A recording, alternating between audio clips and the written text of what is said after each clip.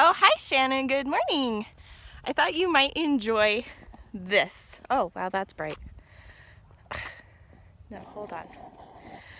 I wanted to show you my view, but it's just, oh, there we go.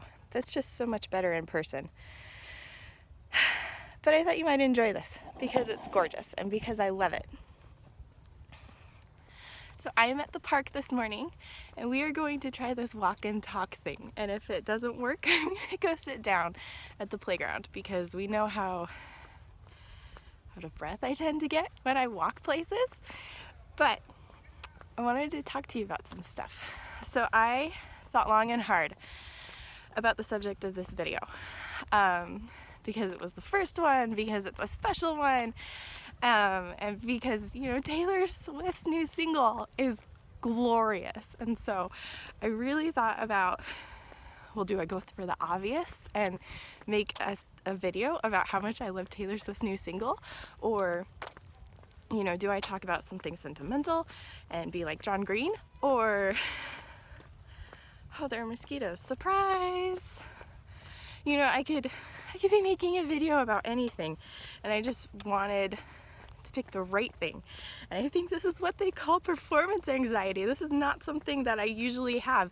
And it's funny because a friend asked me a couple of weeks ago if I ever have performance anxiety, and I was like, no, no. And apparently that's a lie because this is definitely performance anxiety. But so I finally decided on a topic for our video, and it came about a couple nights ago when I was driving to the airport listening to Taylor Swift. So a couple nights ago I went to the airport. I had to go pick someone up. It was an unexpected thing. Bugs. Shannon, they're bugs. It's on my selfie stick. So I went, and it was such an unexpected trip that I didn't even bother to put shoes on. It was like oh, hey, will you come get me? And I'm like, not putting shoes on. So I grabbed some shoes just in case, and then I just drove barefoot, which, by the way, big confession, that is how I would rather, you know, prefer to be. My whole entire life is just barefoot. And I like to think of that as a result of many, many hours spent in a dance studio. But that's just how I prefer things. I love driving barefoot. I think it's the most wonderful thing. So I'm driving barefoot, and I have Taylor's Red album in my CD player. And it's not because I got sick of Look What You Made Me Do, but I just kind of grabbed it and left. Like, unexpected, gotta go pick this up at the airport. You know, you kind of just go with the flow. So I was listening to the Red album, and the sun was setting, and I was driving, and I was singing, and I was happy, and, you know, my mood was a little elevated, and, you know, feeling kind of just good about, like, life and things. Next time we're gonna find a park that doesn't have bugs first thing in the morning. And so my mood is kind of in a higher state, and we like that. And I'm driving down the freeway, and I'm up in Murray, and I get off at the 215 exit because that's the way that I go to the airport every time I go. And so I'm driving, and I realized that this is the first time that I've gotten on the 215 since Spencer and I broke up, and he lives up there. And so that was a drive that I made once or twice a week for a year. And then all of a sudden, I didn't. And that's the weird thing about breakups, is that you can have something so consistently for such a long time, and then all of a sudden it's gone. And it's weird. Like, that's something that really, really bothers me all the time about breakups, is that it's just gone. And everything that goes with it is just gone. And so I'm driving, and I'm not feeling happy, but I'm not feeling sad. I'm just this weird feeling of almost nostalgia for this freeway. And then feeling weird because I have nostalgia for a freeway. And so I'm driving, the sun is setting and it's super gorgeous, and I'm thinking about how I wasn't the same girl that I was a year ago when I started making all of those drives up to West Valley,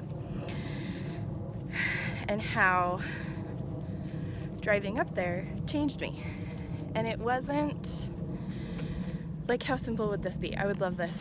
It wasn't that I logged a certain amount of miles and all of a sudden I became a better person. It was the act of driving all the way up to stupid West Valley once or twice a week for a year to make a contribution to a relationship was what changed me. It was the effort to build a relationship and to do something for someone that I cared about was what changed me. And I'd like to think that, like, I already had that quality, that I'm a person that gives to her loved ones. But if I didn't have that quality before, I have it now. And I'm gonna fix this.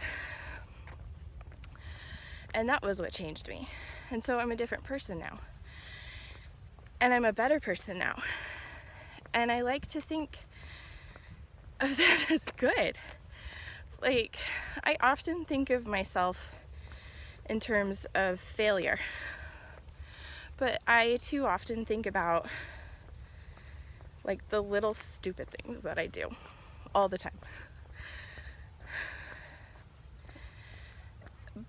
And it's easy to focus on those things because they're mundane and they're obvious. But the good things that happen over time aren't.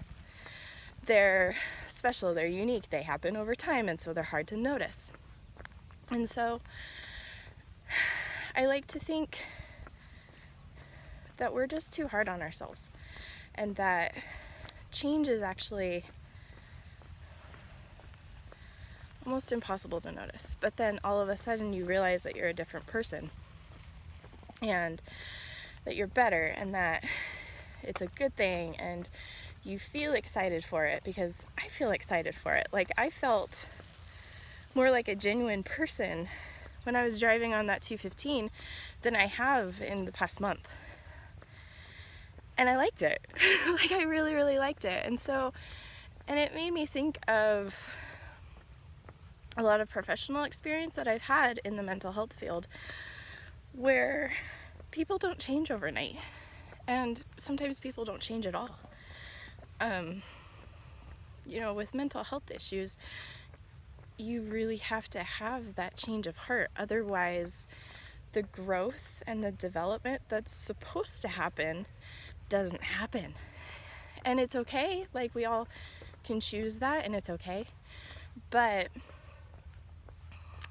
it's because it's a change of heart, it's a process that takes over time. Didn't say that right, but it's okay. You do it over time. Like, heartbreak doesn't heal over time. It's a process, and that's what change is. It's a process. So just thought that I would share that with you. So as far as September goes, I think you should suggest the book we read, if you so choose. Or we could play catch up, because I'm still playing catch up on all of my book club books. But I also make a lot of excuses, and I sit around watching Avatar instead of actually getting my reading done. So that's what I've been doing. And also, a thought for your video. I would actually really love to know the story of how you got into books. Like, I know that you're a big reader, and I know that you love books, but I don't know how you got that way. And I would also like 3 book recommendations. All right? I love you. I hope you enjoy. Whoop! Wow, that didn't work at all, did it? I hope you enjoy the spectacular view of the park.